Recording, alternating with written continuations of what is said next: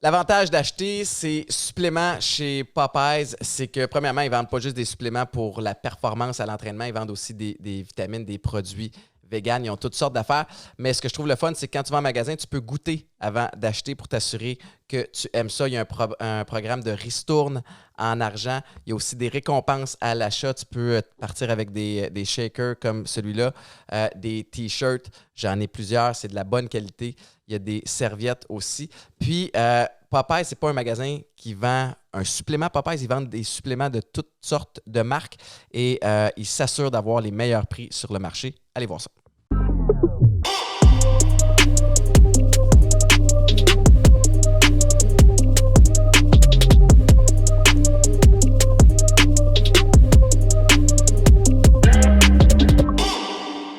Chiller chez Boulay, un autre épisode. Super content que vous soyez là aujourd'hui sur les diverses plateformes. On est disponible évidemment sur Apple, on est disponible sur Spotify, sur YouTube, toutes les plateformes en fait de streaming possibles. Pour ceux que ça intéresse aussi, du lundi au vendredi matin, 5h30 à 9h à Week-end 99.5 avec Mélanie Ménard, Marc-Antoine Nunez, Alex Charbonneau à la nouvelle station à Montréal.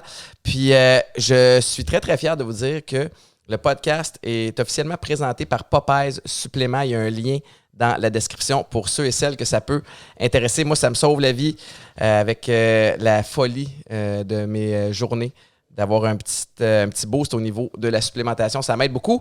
Mais là, on ne parle pas de ça. J'ai une invitée que je suis super content de recevoir qui est dans un domaine que je connais très peu. Et c'est Rosalie Lessard. Allô? Comment tu vas? Hey, ça va bien, là. Rosalie, t'habites dans quel coin? J'habite dans l'est de Montréal. Fait que ça a été chiant un peu s'en venir ici aujourd'hui. Écoute, j'ai eu 2 chums qui habitaient sur la Rive-Sud, fait que... Est-ce que tu considères quand même Marieville Rive-Sud ou c'est plus creux? Oh, ben non, me semble.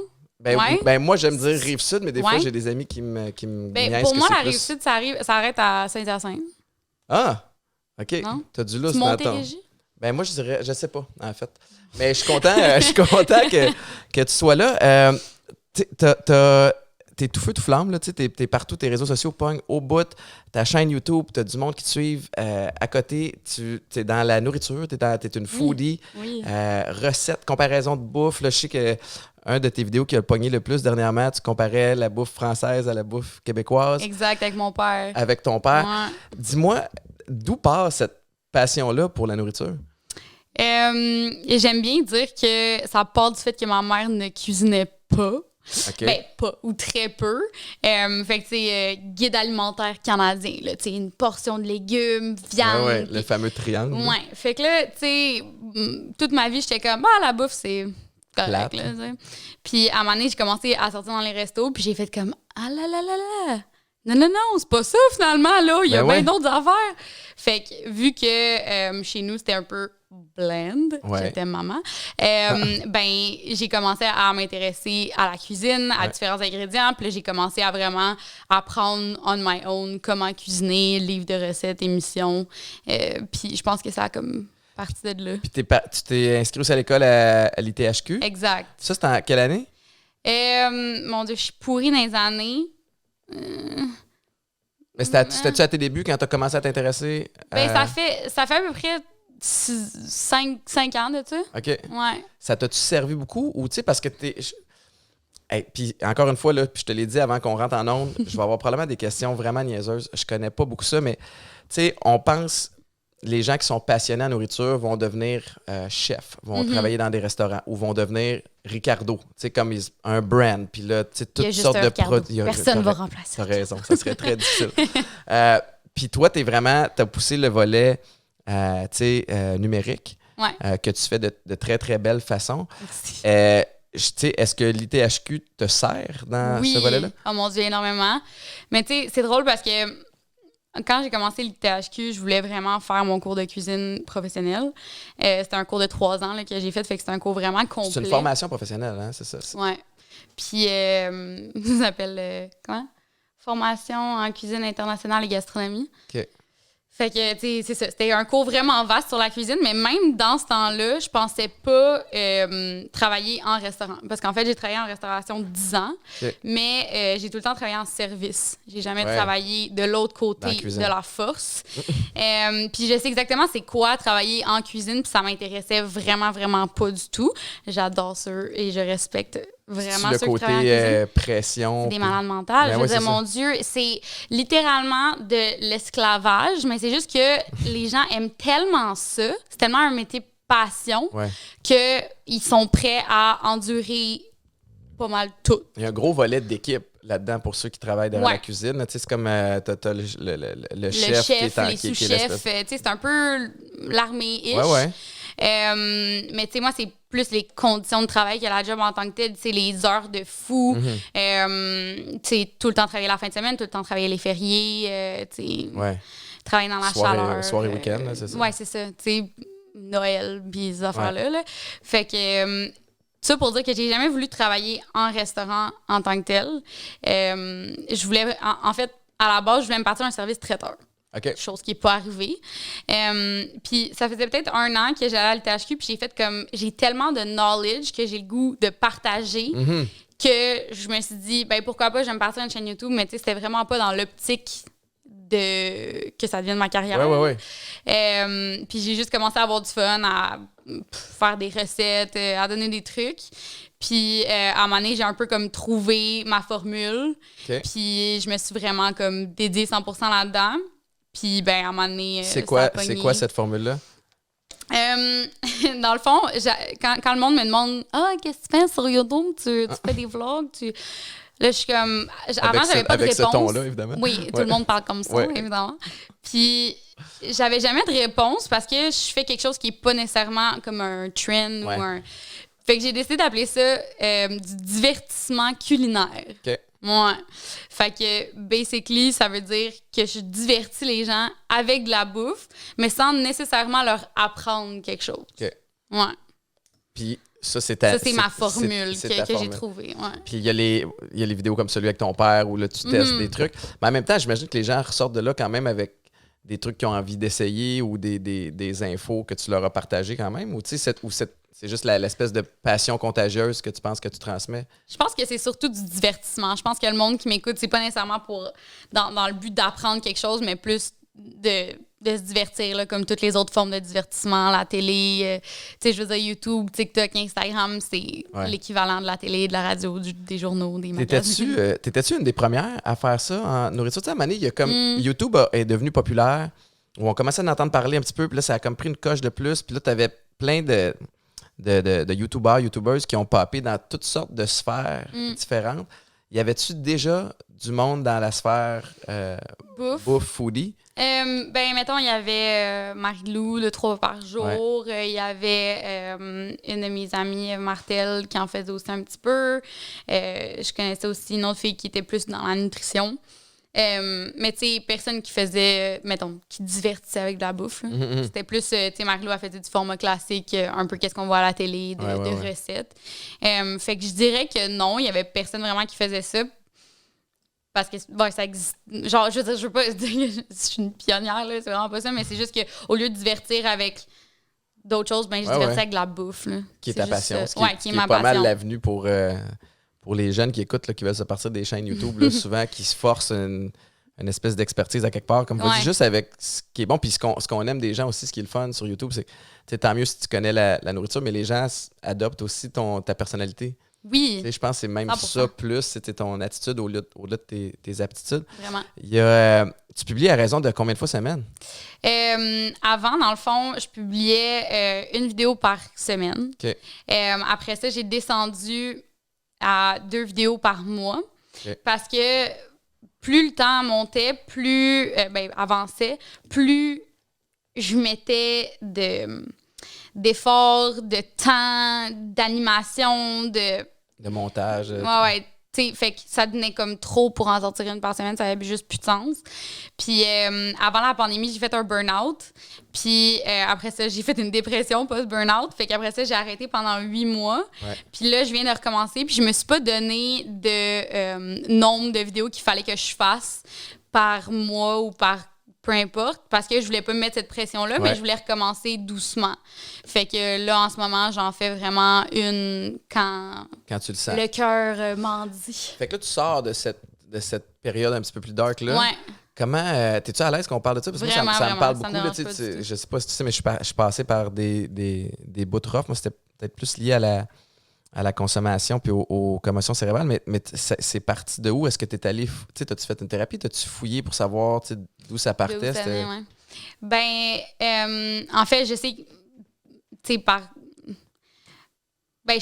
que j'ai consulté un petit peu, mais j'ai pas vraiment accroché à cette forme de thérapie-là. Après ça, j'ai fait un peu d'hypnose. Ça m'a vraiment aidé. Ouais. Mais tu sais, l'hypnose, c'est pas vraiment comme... c'est plus dans ton subconscient que dans ton conscient. Fait que j'ai pas vraiment fait de travail avec un professionnel au niveau de ma santé mentale. Mais mettons, juste d'y avoir réfléchi. Là. Ouais, puis t'as donné un break aussi. Là, ouais, fait que ça donne le temps de penser en masse. Puis je me suis rendu compte que c'était surtout le fait que je suis ultra perfectionniste, puis le fait que je suis hyper active, mélangées ensemble. Ça fait que je veux tout le temps faire des projets, je veux tout le temps tout.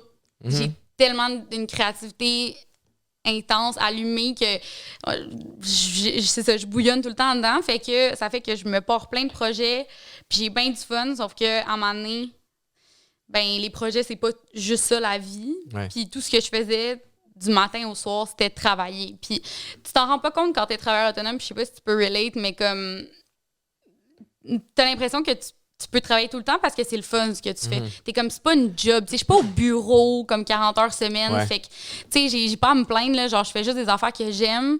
Mais, at the end of the day, ton cerveau, ben lui, il l'analyse quand même comme du work. Ouais. Fait qu'il est quand même épuisé. Puis si tu lui donnes pas le temps de se reposer, ben, tu pètes aux frites. Mais bravo de l'avoir fait, parce que c'est tough. Puis t'as raison, il y a comme un volet culpabilité où tu fais comme, ben, moi, je me fais pas chier à me lever le matin et aller faire un job qui me tente pas. Tu sais, t'es comme dans ton domaine, puis tu fais ce que t'aimes, puis des vlogs, mais en même temps, c'est normal. Puis ça s'est manifesté de quelle façon? C'était-tu comme fatigue extrême? C'était-tu t'allais de reculons faire les trucs qu'auparavant t'aimais faire? Mais dans le fond, je l'ai tellement toffé longtemps qu'à la fin, juste pour comme te donner une image, là, j'étais assise puis je faisais mon montage puis j'avais des signes d'anxiété tellement intenses que je pressais. C'était, mettons, j'avais les mains qui shakaient, j'avais la mâchoire super serrée. C'est pas normal, là, tu fais des vidéos de foodie. Non, c'est ça. Et c'est vraiment pas. Là. Mes jambes qui shakaient comme à profusion. Là, mettons, je suis hyperactive, fait que mes jambes shake souvent, là, mais comme vraiment intense. Puis ça me piquait. Genre, tu sais, comme tous les signes d'anxiété, mais je les écoutais pas. J'écoutais pas mon corps. J'étais comme, aïe, je capote, là, genre, tu sais, calme-toi. Mais en fait, c'était mon corps qui me disait, arrête. Fais juste arrêter.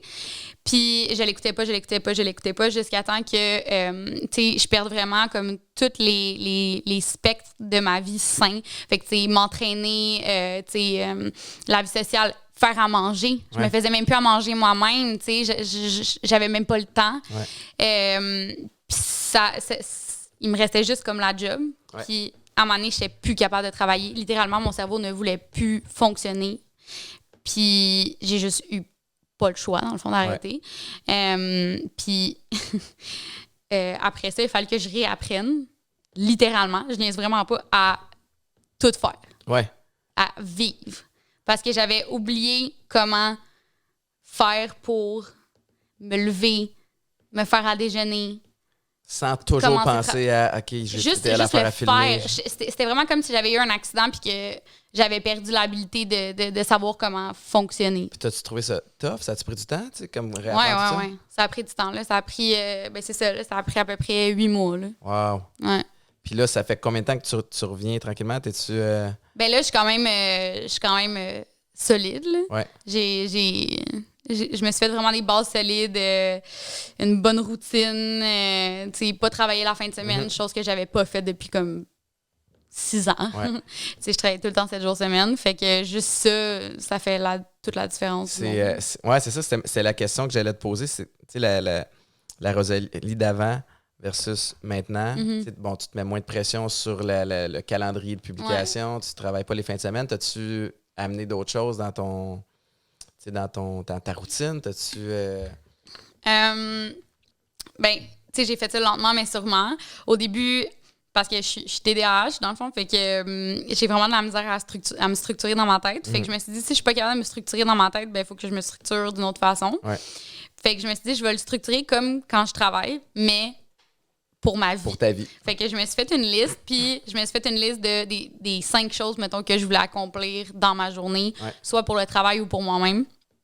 Puis là, la liste, maintenant, est rendue beaucoup plus longue. Ouais. Mais tu sais, j'ai commencé avec ces petites choses-là, puis maintenant, ben toutes les affaires que je veux accomplir dans ma journée, que ce soit du travail ou que ce soit du self-care, ben ils sont dans ma routine. Puis le fait d'avoir une liste, j'en ai parlé avec les gens de mon entourage, puis il y a du monde que ça stresserait parce qu'ils se diraient « Oh my God, j'ai genre toutes ces affaires-là à faire. Ouais. » Mais moi, c'est le contraire. C'est comme, je le vois de façon tangible que je peux accomplir tout ça.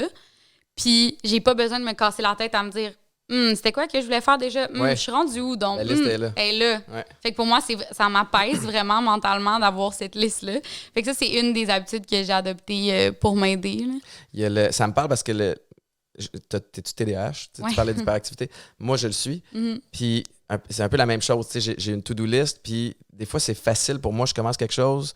N'importe quoi, je vais aller voir un courriel sur le téléphone. Mais là, notification Instagram. Fait que tu finis sur Instagram. Puis là, tu te rends compte. J'ai jamais checké le courriel. Fait que quand je le réalise, je retourne tout de suite à la to-do list. Faire comme, OK, c'est ça qu'il fallait que je fasse. Mais tu sais, moi, j'étais un excessif. Puis moi aussi, des fois, je suis capable de tomber dans trop de jobs, trop de ci, trop de ça. Aussitôt que je commence à filer croche, je me pose les questions suivantes. Est-ce que mon sommeil est réparateur? Je dors-tu bien? Si la réponse est non, bon, ben il y a peut-être quelque chose qu'il faut que j'aille peaufiner là. Est-ce que je mange bien? Est-ce que je bois de l'eau?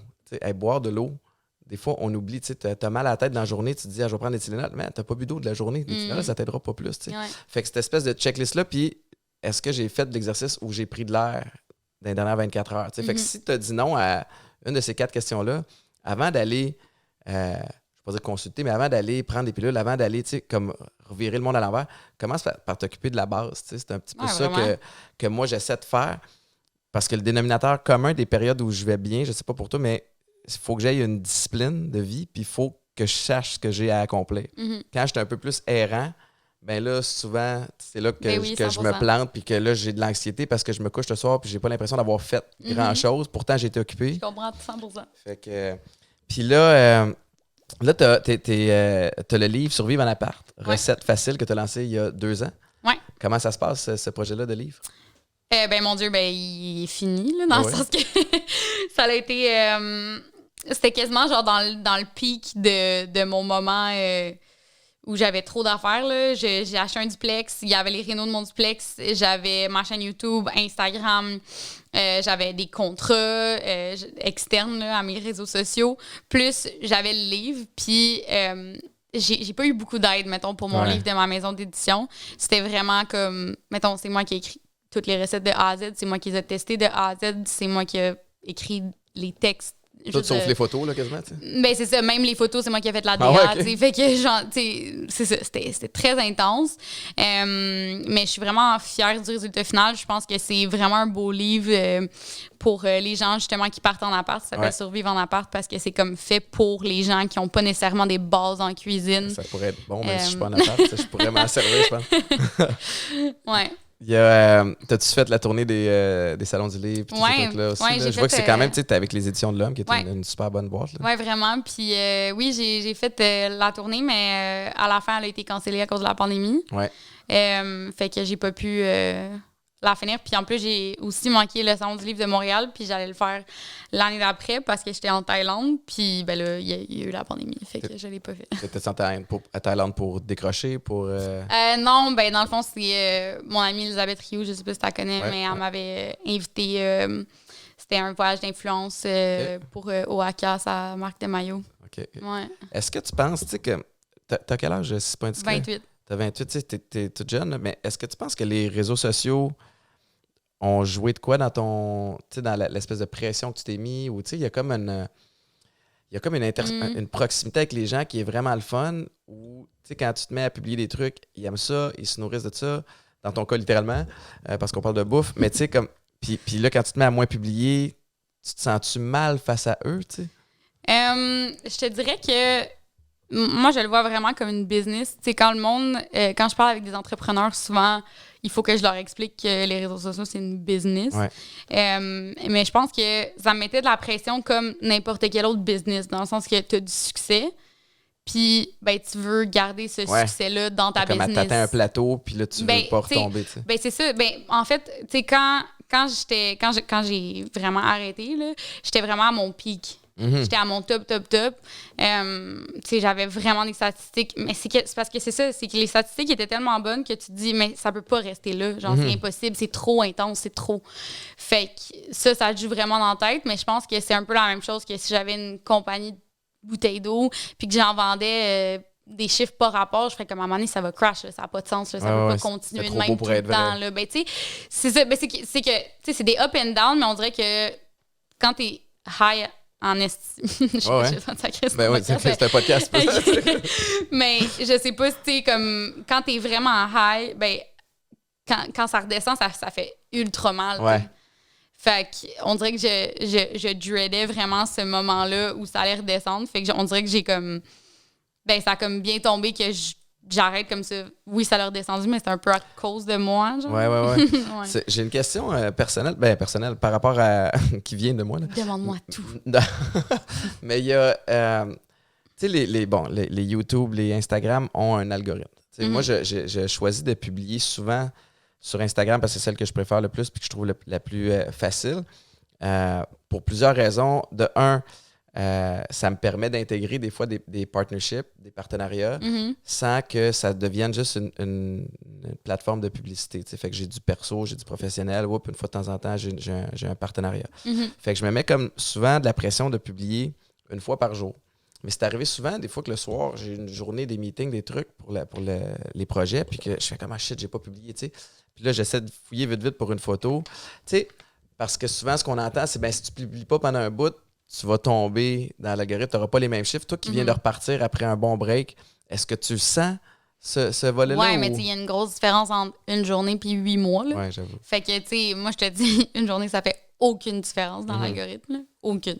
Puis 8 mois, ça fait une différence? 8 mois pour YouTube, ça a fait une différence. J'ai quand même continué à rester semi-active sur Instagram. Je continue à faire des stories de mon day-to-day, puis je suis super à l'aise avec ma communauté, fait que je leur ai dit que j'étais en burn-out. Ouais. C'est juste que sur ma plateforme YouTube, je fais tellement pas ce genre de contenu-là. Ouais, c'est ça que je me voyais mal faire une vidéo qui sort complètement de ce que je fais d'habitude pour comme expliquer qu'est-ce qui se passait. Mais le monde sur IG était vraiment au courant. Fait que, mettons, sur Instagram, il n'y a pas eu vraiment une grosse différence, mais sur YouTube, oui, là, c'est sûr que oui, là, parce que j'ai vraiment rien sorti pendant 8 mois. Mais comme je te dis, on dirait que ben, first, je me mets moins de pression en général, mais aussi le fait que c'est comme un peu moi qui ai pris la décision d'arrêter versus le monde qui a juste arrêté de m'écouter. Je sais que c'est l'algorithme d'une certaine façon, fait qu'on dirait que c'est moins pire. Ouais, je comprends. C'est toi qui es en contrôle quand même du message. Puis, t'es-tu... ta communauté, as-tu compris? Y a comme... Moi, quand j'ai parlé ouvertement de mes problèmes, j'avais peur que ce soit un suicide professionnel. Que le monde fasse, ou qu'il rit de moi, ou que je me fasse tasser. Puis au contraire, tu reçois comme une espèce de grosse dose d'amour. Tu as d'autres gens qui se manifestent, qui ont fait comme « Hey, moi aussi, je l'ai vécu. Tu as besoin d'un coup de main. » J'imagine que ça s'est passé de ton côté aussi. Mais c'est vraiment ça, la beauté des réseaux sociaux. Je trouve que dans les médias traditionnels, c'est moins comme ça. Tu vas sortir et tu vas dire « J'ai un problème d'alcool, j'ai un problème de jeu. Je veux dire, je suis en épuisement professionnel. » Des gros sujets sérieux. Même juste comme moi puis ma blonde, on se laisse, ça peut être un sujet professionnel dans les médias traditionnels, c'est vraiment intense. Versus, c'est ça qui est le fun avec les réseaux sociaux, c'est que c'est tellement c'est quoi le mot? Authentique, que les gens, ils relate avec les gens. Fait que quand tu leur parles d'un problème, ben, ils relate. Ouais, puis ça revient à ce que je disais, où les gens adoptent ta personnalité et non juste ce que tu leur dis tout le temps. Oui, vraiment. Y a-tu... tu sais, je vois que j'ai mon petit dossier de recherche ici. Merci à Marc-Antoine. Je dis toujours merci une fois par jour. Mais t'as lancé aussi, t'avais une marque de bijoux, tu sais, fait que t'as d'autres sphères qui te passionnent aussi. Les bijoux en font partie? Oui. Dans le fond, ça, c'est un autre de mes projets, de mes millions de projets. Mais dans le fond, mon partner... Clovis Aurore, il est étudiant en joaillerie. Puis, à un moment donné, moi, je tripe sur les bijoux, puis j'avais le goût de me partir un brand, mais j'avais pas le goût de me partir un brand de linge parce que je voulais que ça soit fait à 100% à Montréal. Puis faire du linge fait à 100% à Montréal, c'est impossible. Ouais. Fait que je me suis comme posé la question longtemps, puis à un moment donné, je me suis dit, ben, on part une compagnie de bijoux. Fait que là, ça fait exactement 3 ans et demi que je travaille là-dessus, puis c'est pas sorti encore. OK. Fait que... Est-ce que c'est parce que t'es trop perfectionniste? Est-ce que c'est parce que la pandémie a mis un... Pour de vrai, non. Mon perfectionnisme est vraiment intense. Des fois, ça me nuit, mais je te dirais que ça me nuit pas pour starter un projet. Ça va être plus que ça va me prendre trop de temps à faire les affaires. Ouais. Mais comme là, dans ce cas-là, c'était juste un manque de temps. Ouais. C'était juste que j'avais tellement de choses en même temps que j'avais pas assez de temps pour résoudre tous les problèmes qui viennent avec faire quelque chose à Montréal et non faire du dropshipping de produits chinois. Là. Ouais. Mais là, ça fait 6 mois que mon père rénove mon garage parce que dans le fond, mon garage servait à rien. Puis je vais faire ma ligne de production dans mon garage. Parce que ben, ça prend pas beaucoup de place en fait de faire des bijoux. Là. Fait que de louer un local de bijouterie. C'est ton partenaire qui va les faire ou est-ce que tu vas même te saler les mains puis faire Ouais, clairement. Ben, si j'ai les skills pour faire certaines tâches, oui. Là. Il y a des tâches que je pourrais pas faire, clairement. Là. Mais ouais, mais tu sais, toutes les pistes, mettons, on les a designées nous-mêmes, on les a faites en cire, on a fait des moules, puis après ça, on va les porter à la fonderie. Puis après ça, on prend les pistes à la fonderie, puis là, on va les travailler juste pour les mettre comme spick and span. Je vois que tu as plein de boucles d'oreilles puis des bagues. C'est principalement ça ou c'est... Ben, mettons, les boucles d'oreilles, non, mais j'ai beaucoup de bagues que je porte en ce moment que c'est ça. Okay. Puis c'est ça, j'ai vraiment hâte que ça sorte. T'as-tu un nom? Oui, ça s'appelle Fennec. Fennec Jewelry, Fennek. Okay. Puis c'est l'animal totem, en fait, de mon partner qui est scout. Wow! Fait que c'est ça. Puis à part de ça, t'as-tu d'autres passions? T'as-tu d'autres trucs qui t'allument? J'en ai tellement. On a combien de temps? On a en masse de temps. Non, mais j'aime ça parce que la passion, c'est contagieux aussi. Puis des fois, c'est cool de savoir. Tout le monde sait que t'es bonne dans tout ce qui a trait à la nourriture. Puis c'est ça qui est le fun de ce show-là, c'est qu'on peut apprendre davantage sur les gens, sur leurs autres intérêts. Super. J'ai de l'intérêt pour tellement d'affaires. J'ai l'intérêt pour les plantes. J'ai de l'intérêt pour la cueillette sauvage. Qu'est-ce que la cueillette sauvage? Ben, t'as comme la cueillette urbaine, mettons, qui est vraiment trouver des plantes qui poussent souvent dans les plates-bandes, dans les trottoirs, dans les choses comme ça qui sont comestibles. Okay. Puis après ça, ben, la cueillette sauvage, c'est vraiment comme la récolte de champignons. Puis est-ce que tu fais ça? Oui. What? Ouais, puis, quand j'ai le temps. Mais il faut que tu te connaisses en tabarouette pour être sûr de manger quelque chose qui est comestible, qui est pas... Ben, tu sais... Pour de vrai, au Québec, il n'y a pas beaucoup de plantes, mettons, toxiques. Là. Je veux dire, peut-être que tu vas avoir la diarrhée, là, mais ça, tu vas pas en mourir, à moins que, je sais pas. Là. Mais, tu sais, les champignons, c'est plus touché, mais on n'en a pas tant au Québec, encore une fois, qui poussent qu'on peut manger. Fait que ceux qu'on connaît, ben on les cueille, puis les autres, on les laisse là. Puis c'est qu'une fois de temps en temps, tu pars en randonnée, puis là, tu t'en vas pick and choose une coupe de trucs que tu... Ah ouais? Ben, tu sais, la cueillette urbaine, je peux en faire n'importe quand, puis je marche vraiment, vraiment beaucoup. Fait que quand je tombe sur quelque chose qui m'intéresse, je le cueille. Il y a quand même un lien avec ta chaîne la YouTube bouffe. aussi. Là, mais ça revient... La bouffe, c'est quand même mon centre d'intérêt premier. Mettons, le soir, quand je me couche, je lis des livres de cuisine. De cuisine. Ouais, c'est vraiment intense, mais ouais. T'aurais-tu comme rêve un jour d'avoir un resto ou non, c'est comme ça, vraiment non. pas? Non, c'est pas tout. Non! À cause de l'horaire puis des conditions que tu dis? Littéralement, OK. Faut juste comprendre qu'avoir un restaurant, c'est littéralement comme avoir un enfant puis une femme en même temps, mais c'est le restaurant. Mm-hmm. Fait qu'oublie ça, avoir un enfant puis une femme sur le site. Genre, je veux dire... Ouais, t'as pas d'autre vie. Si t'es propriétaire unique d'un restaurant ou t'es chef, là, c'est toute ta vie. Toute ta vie, c'est ça. Rien d'autre. Puis, tu sais, je veux dire, tu vas travailler des 12-14 heures par jour, 6 jours par semaine. Non, c'est pas une... Faut que tu tripes. C'est même pas payant. Ouais, c'est ça. Tu sais, je veux dire, si au bout du compte, t'étais millionnaire, fine, mais genre, je veux dire, c'est même pas payant. Puis je veux dire, là, je généralise beaucoup. Il y a du monde qui ont un succès monstre, il y a du monde qui font de l'argent, mais là, je parle vraiment en général. La majorité des gens, c'est juste qu'ils aiment ça. Puis ils s'en crissent un peu de l'argent, ils s'en crissent de pas avoir de temps pour faire d'autres activités parce que c'est ça leur passion.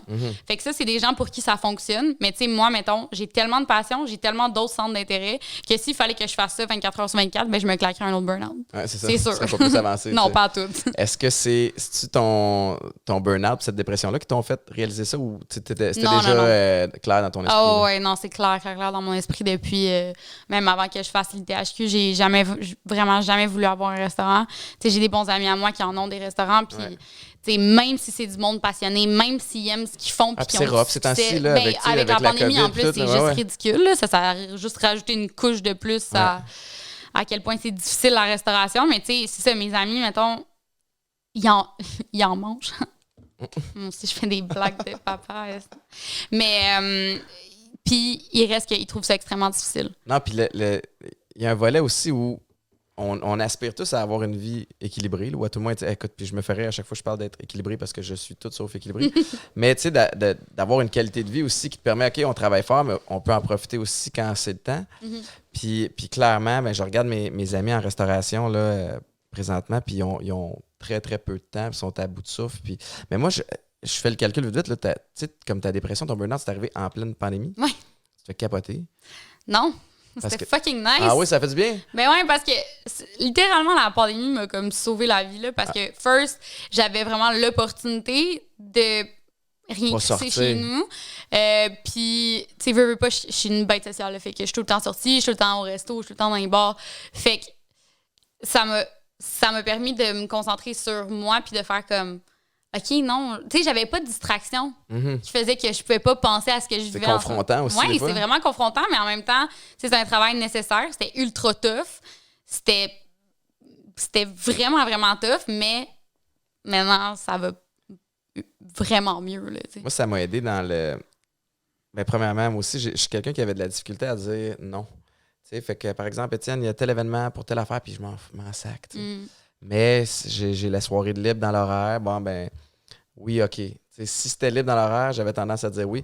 Là, la pandémie fait en sorte que c'est, ben, évidemment, il n'y a plus d'offres, puis no way que je sors de chez nous. La radio le matin aussi, tu sais, comme, c'est fou, mais ça a changé le beat complètement. Je me lève à 3h30, fait que je peux, mon Dieu! Ouais, fait que je peux pas me coucher. Hein? Ben oui. T'es un malade. Ben, j'ai pas le choix. Mais tout le monde qui travaille le matin se lève à cette heure-là. Mais oui, je sais. Mais ça veut dire que moi, rendu à 7h le soir, je suis une épave. Fait que tu te lèves à 3h. Des fois, je snooze jusqu'à 3h45. Oh mon Dieu. Ouais. Excuse. Mais vois-tu, moi, je retrouve un confort là-dedans parce que ça me prend une discipline. Parce qu'il faut que je me drille à me coucher tôt. Puis je retrouve un certain confort dans cette discipline-là. Mais aussi, ça me force à dire non à tout. Tu sais, maintenant que tout a recommencé, événement, souper, telle affaire, dans la semaine, oublie ça. Mais tu t'ennuies pas, ça t'arrange pas? Des fois, vois-tu, je suis allé souper avec 3 amis vendredi soir. À la brasserie numéro 7 à Saint-Jean, un super bon resto qui appartient à mon ami. Je salue Philippe Bastos. Puis on est 4 boys, mais eux autres avec, là, tu sais, là-dedans, il y en a un qui est guitariste pour Caïn, John Anthony, il est dans son gros rush de musique. J'ai 2 autres chums qui, eux autres avec, travaillent comme des bons. On arrive là-bas à 8h, crinqués. À 9h, on est tous brûlés. On a toffé jusqu'à 9h45. Écoute, je cognais des clous en rentrant. Mais mon point, c'est que moi, la pandémie m'a fait réaliser que, de un, je suis bien à la maison. Mais moi, c'était comme un autre beat totalement parce qu'on était 6 en tout ici. Là, c'était la folie. Mais maintenant que ça a réouvert, je suis très, très... je suis attentif à qui j'ai envie de donner de mon temps puis de mon énergie. Tu sais, comme ma famille, mes amis proches, puis le reste, ben souvent, ben ça prend le bord. Ouais. Fait que c'est de me recentrer sur mon petit noyau. Puis ça, je trouve que ça a été positif, même si j'étais écœuré pendant un bout de temps d'être enfermé ici, là, parce que c'était la folie pour moi de prendre sa douche tranquille sans qu'il y ait des enfants qui rentrent. Fait que... Mais comme tu dis, c'est l'équilibre, tu sais, puis je pense que autant qu'en ce moment, t'es comme plus dans un beat famille, amis proches, tu sais, je pense qu'il faut quand même que tu gardes en tête qu'un événement, une fois de temps en temps, ça fait quand même un du événement bien, qui te tente. Mais oui, clairement. Puis il y en a, là, mais il faut que les as soient alignés aussi, parce que ça peut pas être, mettons, un mardi soir puis que ça finit à 10h, parce que no way, parce que quand je suis fatigué, moi, je le sens tout de suite, j'ai de la misère à formuler mes phrases, je cherche mes mots, puis là, quand je cherche mes mots, je stresse. Ah ouais, je sais. Fait que, ouais. Non, il y a ce volet-là qui est cool. Mais tu sais, la quête de l'équilibre, je pense que c'est drôle, hein, parce que je pense que j'en ai déjà parlé sur le show ici, mais moi, j'ai fait des thérapies, tu sais. thérapies fermées. Je suis parti en centre des 28 jours, des intox. Puis, on parlait d'équilibre. Puis là, il parle de 8 heures de travail par jour, 8 heures de sommeil, puis 8 heures de hobbies ou peu importe le déplacement. Tout le kit. Fait que je suis zéro dans cet ratio-là. Là, je vais devenir équilibré, mais je ne serai jamais équilibré. Je ne suis pas quelqu'un qui l'est, mais je peux gérer mes déséquilibres de façon à être bien, mais ouais, je trouve que la ligne est mince, puis t'es bonne de ne pas retomber dans le pattern, parce que des fois, on oublie vite, tu retrouves de l'énergie, tu retrouves ton espèce de feu sacré, puis tu retombes dans l'espèce de train d'enfer, là, dans l'espèce de folie de... Mais je pense que des fois, justement, je le remarque, puis je le sens que là, je m'en vais dans le trop intense. Puis on dirait que maintenant, j'ai les outils nécessaires pour me ramener, pour faire comme, oh non, OK, on revient. Genre, je m'enlève ce projet-là, je dis à ce client-là que finalement, je pourrais pas, Puis je suis vraiment comme très déterminée dans la vie. Fait que si, mettons, je suis déterminée par rapport à ma santé mentale, ça me dérangera pas de dire à un client comme « Hey, excuse-moi, ça fonctionnera pas. » Je vais péter aux frettes. Puis il y a rien qui va faire que je vais jamais m'amener là. Puis même des clients, des grosses compagnies, des grosses corporations, ils sont super compréhensifs par rapport à ça. Je pense que les gens, puis moi en premier, le premier, ne comprennent pas à quel point les gens comprennent. Oui, vraiment. Ils ont de l'empathie pour ça. Puis moi, je me souviens, là, comme je te disais, j'avais peur de tout perdre. Puis avant de rentrer en thérapie la dernière fois, ça remonte à 2017, comme on avait, avec l'équipe que j'avais à ce moment-là, on avait appelé tout le monde pour dire comme, écoutez, ça va sortir des nouvelles, mais Étienne s'en va en thérapie, Puis il n'y en a pas un qui m'a lâché. Il n'y a pas un partenaire, alors que c'était pas ma première thérapie non plus. Il aurait pu facilement, puis moi, je m'attendais à ça comme drop, mais sont restés, puis les gens aussi. Puis là, au contraire, je reçois des tonnes de messages de gens qui souvent qui s'ouvrent à moi. Même, je sais pas si tu reçois-tu des témoignages? Oui, vraiment. Tu gères ça comment? Je trouve ça beau. Je trouve que... en fait, on est juste comme des portes ouvertes pour eux pour justement s'exprimer, parce que le fait que nous, on s'exprime publiquement, ça leur donne le courage d'en parler. Ouais. Fait que moi, je trouve ça extrêmement beau, là. Il y a... je regarde ma feuille, là. Ici, il y a plein parce que je voulais savoir à qui j'avais affaire. Ça parle d'un compte OnlyFans. Oui. T'as-tu un compte OnlyFans? Oui. Ça a-tu rapport avec la bouffe ou ça n'a pas rapport? Pas en tout? OK. Pas en tout. C'est vraiment le OnlyFans qu'on connaît. Oui et non, dans le sens que souvent les gens vont penser, mettons, que genre je fais de la porn ou que je fais du nu ou des trucs de même. Il y a comme Hélène Boudreau qui a, je veux dire, pas commercialisé ça, c'est pas le terme, mais qui a amené ça. Je sais pas, je la connais pas. C'est la fille de Lucam. Ah, OK. Qui a été dans les médias, pas mal, était là, tout le monde en parle, en parler aussi, parce que je pense qu'elle faisait, ce qui a fait réagir, c'est qu'elle faisait, je pense qu'elle a fait $1 million ou elle a fait beaucoup d'argent en un an là-dessus, puis si je me trompe pas, ça c'était de la porn qu'elle faisait. Puis son point, je pense que oui. ce qui est un point, tu sais, je sais pas quoi penser de OnlyFans, pour être honnête. Honnêtement, je suis plus dans le vivre et laisser vivre, mais tu sais, elle disait que c'était beaucoup plus safe que d'aller faire de se faire exploité par des grosses compagnies de production de porno. Mais toi, t'es pas là-dedans. Non, c'est ça. Moi, je suis pas là-dedans. Puis moi, je serais juste pas à l'aise de faire ça. Mais je trouve que c'est vraiment une belle plateforme pour le faire. Justement, comme qu'elle a dit, je veux dire, les acteurs, là, porno, c'est pas eux qui vont faire le gros cash. Là. Ça va être la boîte de production. Fait d'être capable de se monétiser soi-même, puis de se mettre nos limites, puis de savoir exactement à qui on a affaire, si on fait affaire avec d'autres gens pour faire ce qu'on a à faire.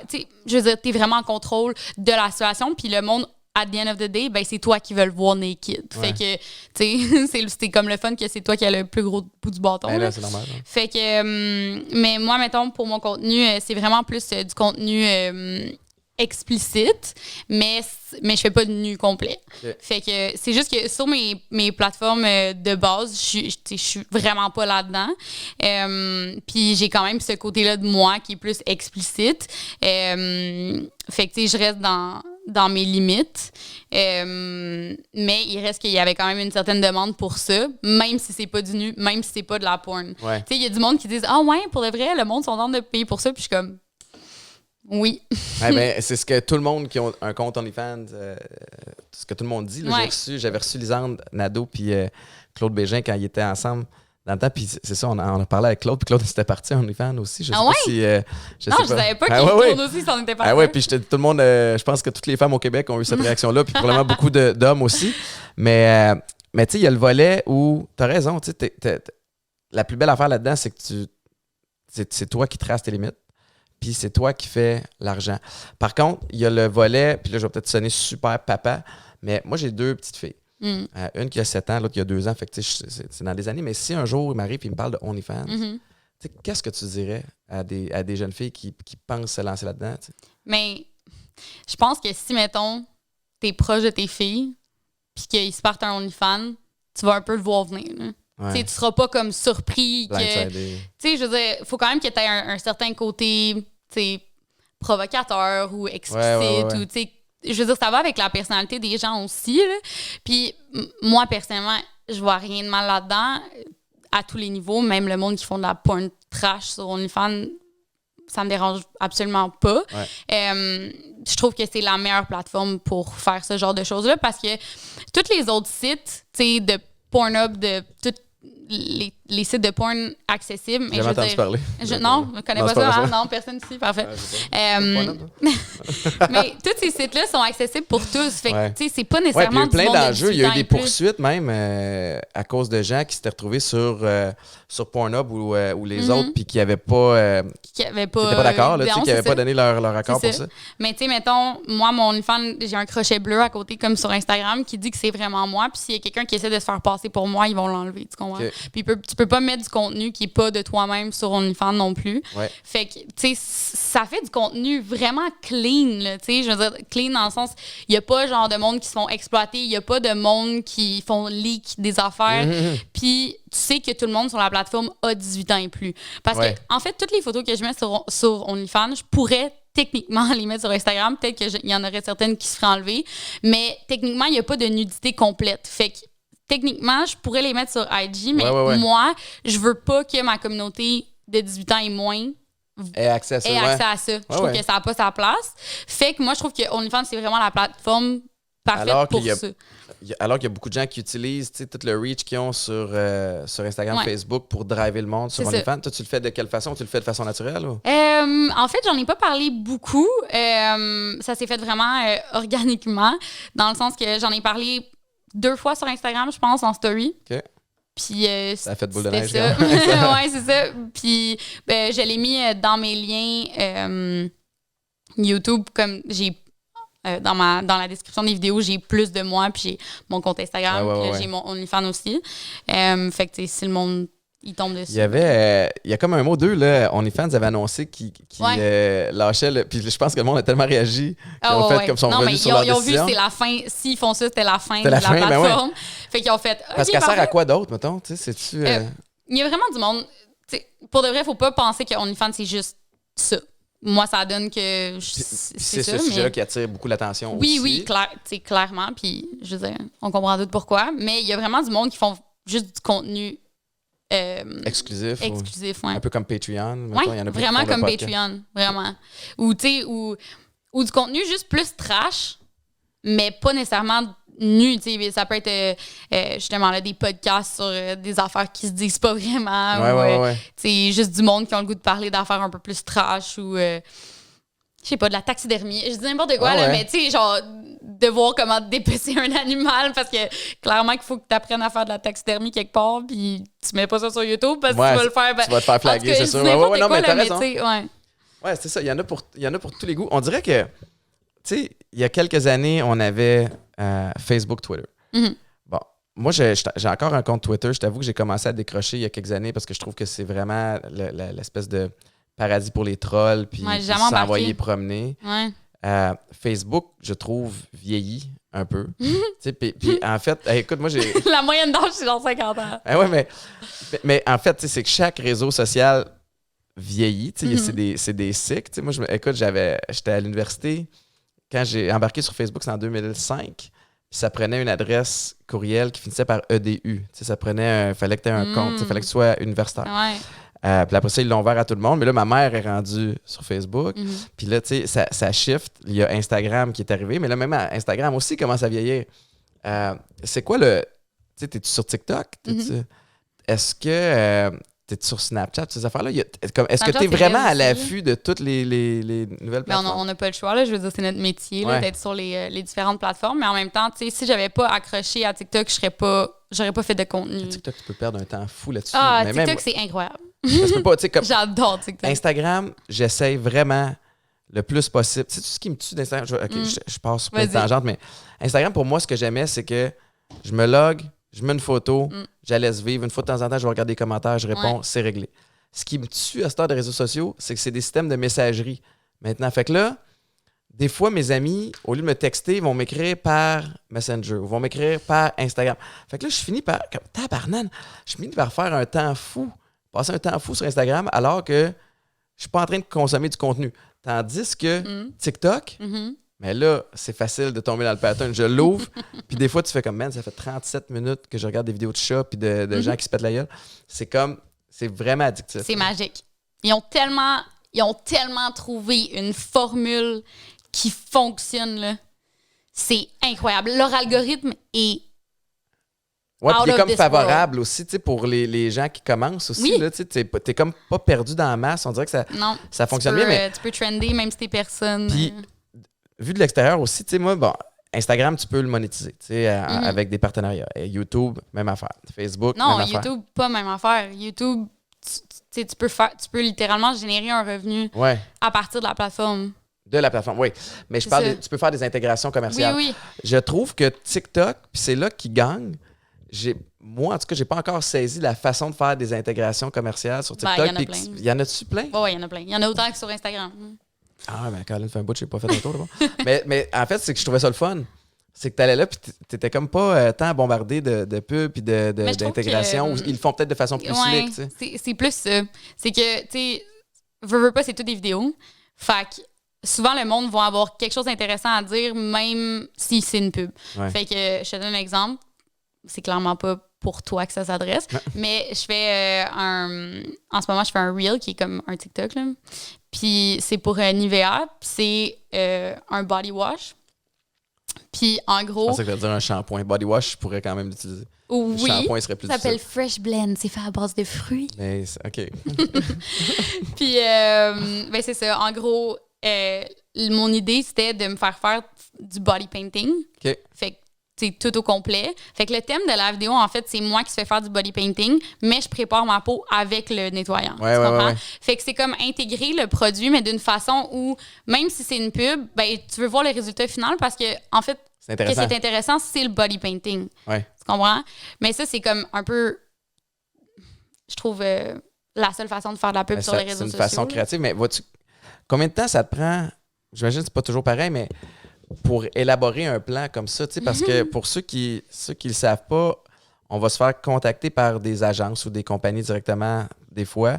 Puis là, OK, on serait intéressé à faire une vidéo avec toi ou, tu sais, voici les livrables, un post, des stories, nanana. Puis là, il faut qu'on envoie, nous autres, pour approbation, un concept. D'élaborer ce concept-là, ça te prend-tu bien du temps? Ben, moi, en tant que tel, tous les créateurs sont différents, mais moi, je suis extrêmement, extrêmement, extrêmement structurée. Fait que, tu sais, déjà, quand le client va m'approcher, il va avoir tout le processus que j'ai défini avec mon assistante pour, tu sais, arriver à la création du contenu. Là, après ça, comme tu dis, je fais ma planification, mais ma planification est très, très, très définie. Fait que mettons que c'est un post sur Instagram, tu sais, je vais aller sur Pinterest, je vais faire un mood board, je vais le mettre sur mon document de planification, je vais expliquer ce qu'il va y avoir sur la photo, je vais mettre des photos d'exemple, je vais faire une palette de couleurs. Après ça, je vais expliquer au client comment le produit va être amené, puis un exemple de caption. Fait que genre, On va juste couper ce bout-là parce que je vais me mettre dans la merde. Parce que c'est bol que je suis pas aussi non, mais, structuré que ça. ouais, mais comme je te dis, tous les créateurs sont différents. Puis, Non, mais c'est bien. Non, mais oui, c'est bien, mais c'est aussi bien de pas faire ça puis Ouais. de leur envoyer quelque chose de plus organique. Ça dépend juste vraiment du genre de contenu que tu fais. Moi, je fais des shoots professionnels avec des photographes où je veux comme que ça soit full créatif, coloré, tu sais, mais il y a du monde qui veulent pas ça. Ils veulent juste que ça soit toi qui leur parle de quelque chose straight to the point puis c'est bien chill, là, tu sais. Fait que ça dépend juste vraiment du créateur, mais vu que je me mets toute cette structure-là puis que je veux que ça soit super défini, ça me prend un petit peu plus de temps. Ouais. Mais tu sais, mettons, je te dirais, pour faire un post IG avec une story de 3 insertions, tu sais, de quand la personne m'approche jusqu'à j'ai envoyé mes statistiques, mettons. Ouais. Je te dirais que c'est au moins 30 heures de travail. Là. Wow, quand même. Hein? Ouais. C'est ça que les gens réalisent pas des fois. Tu sais. Ben, en Non, fait, mais ceux qui connaissent les réseaux sociaux puis connaissent un peu la game puis qui sont en agence le savent, mais les autres, ben, la fille a juste fait une vidéo, une photo puis c'est publié. Mais il y a du thought process derrière ça. Puis c'est drôle parce que maintenant, chaque compagnie a un volet de marketing d'influence. Puis aussi, non pas, ben, il est temps qu'il arrive. Mais je me souviens, moi, c'est ça, j'avais fait des pubs pour McDo il y a plusieurs années. Puis ça avait attiré l'attention des jus Oasis.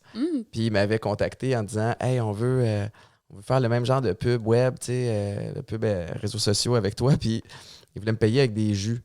Fait que là, c'était comme... Fait qu'il y a comme eu un gros apprentissage. Puis je pense que toute la game, elle a changé. Puis pour les compagnies, c'est super intéressant parce qu'ils peuvent aller chercher une Rosalie Lessard parce qu'ils savent à qui tu t'adresses. Puis c'est vraiment, bon, évidemment... C'est super précis. Ouais, les valeurs sont alignées, la démographie des gens qui veulent parler sont alignés. Puis après ça, ils ont du data. Ouais. Ils sont capables de mesurer l'impact de leur C'est pour ça que les compagnies aiment faire affaire avec pour 2 raisons. Pour ça, le fait que, clairement, la brand ne veut pas pitcher de tout bord, de tout côté. Ils veulent pitcher à un public cible. Fait que la personne, elle t'envoie ses démographiques de toutes ses statistiques. Fait que ça, c'est une grosse partie. Puis l'autre partie, c'est que les pubs à la télé, les pubs, tu sais, la pub traditionnelle, ça fonctionne jusqu'à un certain point. Mais la pub sur les réseaux sociaux, ce qui fonctionne vraiment bien, c'est que le monde sont intéressés à la personne. Puis, si tu as développé une relation de confiance avec ton audience, ils savent que si tu leur parles de quelque chose, parce que c'est pas de la merde.